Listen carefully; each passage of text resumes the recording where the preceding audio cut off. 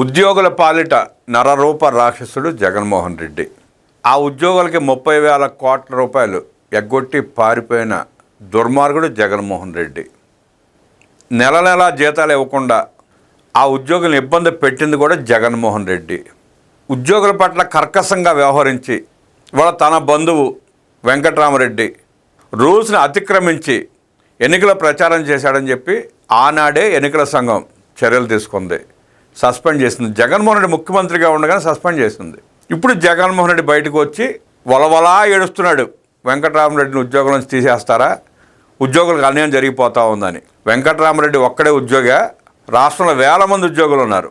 వాళ్ళందరికీ వెన్నుపోటు పొడిచి వాళ్ళందరినీ మోసం చేసి వెంకట్రామరెడ్డిని ఒక్కడే చంకలో కూర్చోబెట్టుకుని సేవలు చేయించుకుని మూటల కట్టలు ఇచ్చి ఇవాళ నంగి ఏడుస్తున్నాడు జగన్మోహన్ రెడ్డి. జగన్మోహన్ రెడ్డి 5 ఏళ్లలో చేసిన అరాచకాలు, దుర్మార్గాలు, సంఘ నాయకులను ఎలా వేధించాడో, ఉద్యోగులను ఎలా హింసించాడో అశోక్ బాబు గారు స్పష్టంగా వివరించారు. ఒకసారి ఆయన ఏమన్నాడు, జగన్ రెడ్డిని ఎలా కడిగేశాడో, జగన్మోహన్ రెడ్డిని ఎలా నిలదీశారో చూద్దాం. ఎన్నికల కోడ్ ఉల్లంఘించినందుకు కాకర్ల వెంకట్రామరెడ్డిని జగన్ ప్రభుత్వంలోనే సస్పెండ్ చేస్తే ఇన్ని రోజులు గాల్లో తేలియాడుతున్న జగన్మోహన్ రెడ్డి ఒక్కసారిగా వాస్తవంలోకి వచ్చి మాట్లాడుతున్నాడని పర్చూరి అశోక్ బాబు ధ్వజమెత్తారు. మీడియా సమావేశంలో ఆయన మాట్లాడారు. చంద్రబాబు మీరు తప్పు చేశారంటూ జగన్ రెడ్డి మాట్లాడుతున్నాడు. జగన్ నిజం ఒప్పుకున్నాడు. జగన్ చేసిన తప్పులకు జైల్లో పెట్టకుండా చంద్రబాబు తప్పు చేశారు. ఆయన ఆ తప్పు చేయడం వల్లే నువ్వు ఇష్టం వచ్చినట్టు మాట్లాడుతున్నావు.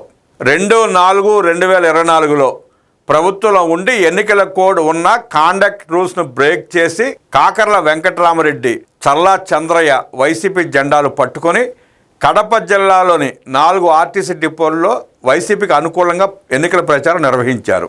అవినీతి, పని పట్ల నిబద్ధత లేకపోవడం, పని చేయకపోవడం వంటి వాటికి కాండక్ట్ రూల్స్ ప్రకారం చర్యలు ఉంటాయి. 2024 ఏప్రిల్ 2న బద్వేల్ రిటర్నింగ్ అధికారి కలెక్టర్కు రిపోర్ట్ పెట్టారు.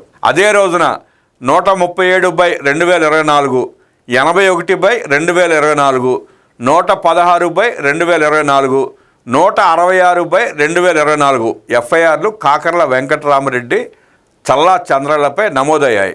బద్వేల్, మైదకూరు, ప్రొద్దుటూరు, కడప డిపోల్లో వైసీపీ యూనియన్ నాయకుడు చల్లా చంద్రయ్యతో కలిసి వెంకట్రామరెడ్డి వీసీకి అనుకూలంగా జెండాలు పట్టుకుని ప్రచారం చేశాడు. అలా ప్రచారం చేశాడు కాబట్టే 4 చోట్ల ఎఫ్ఐఆర్లు నమోదైంది. 2024 ఏప్రిల్ 2న జగన్ ప్రభుత్వమే ఉంది. ఎన్నికల కోడ్ అమలులో ఉంది. సచివాలయ ఉద్యోగిగా ఆ మాత్రం తెలియకుండా వెంకట్రామరెడ్డి ఉద్యోగిగా ఉన్నాడా?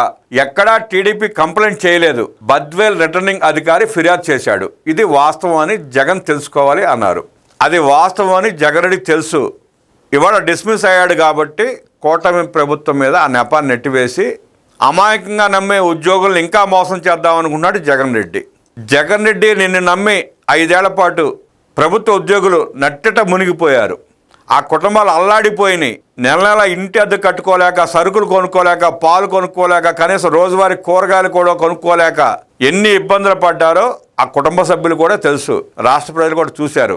ఇవాళ నీ నంగి ఏడుపులు, నీ మోసపూరితమైన మాటలు, దిక్కుమాలిన ట్వీట్లు, ప్రసంగాలు పట్టించుకునే పరిస్థితి రాష్ట్రం లేదు జగన్ రెడ్డి గారు.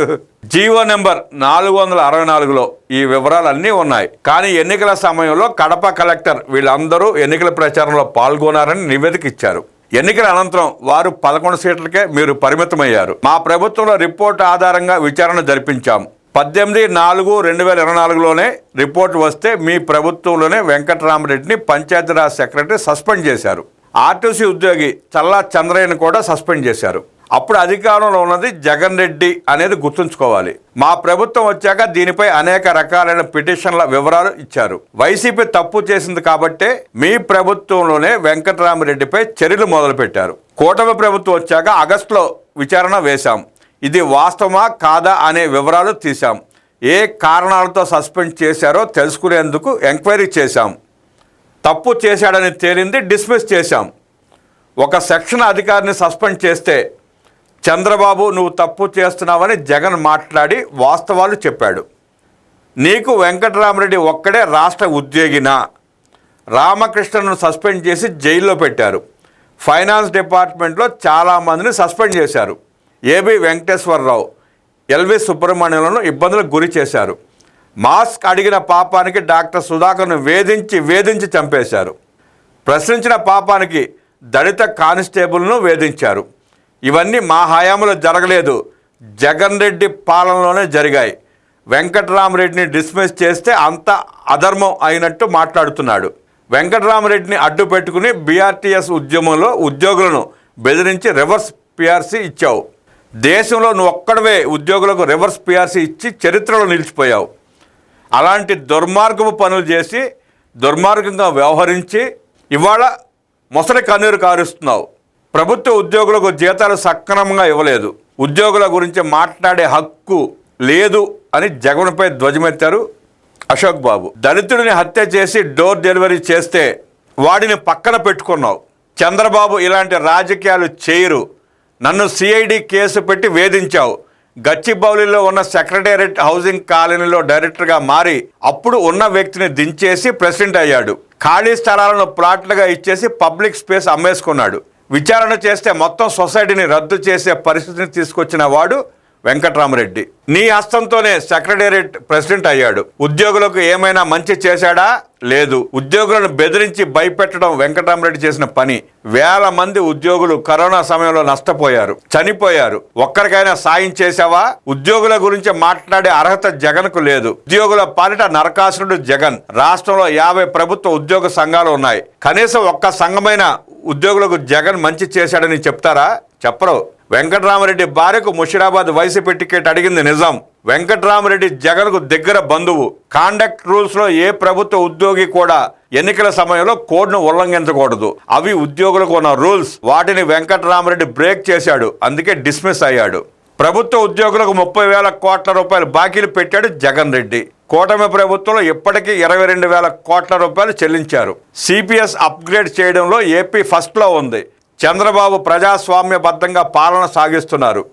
పేపర్, టీవీ ఉందని ఏది పడితే అది మాట్లాడితే జనం అంగీకరించరు. మీ ప్రభుత్వంలోనే వెంకట్రామరెడ్డి సస్పెండ్ అయ్యాడు.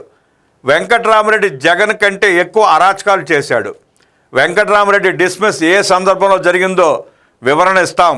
వెంకట్రామరెడ్డి కుటుంబంలో అంతా వైసీపీ కార్యకర్తలే. ప్రభుత్వ ఉద్యోగుల కాండక్ట్ రూల్స్ ప్రకారమే ప్రభుత్వం చర్యలు తీసుకుందని అశోక్ బాబు వివరించారు.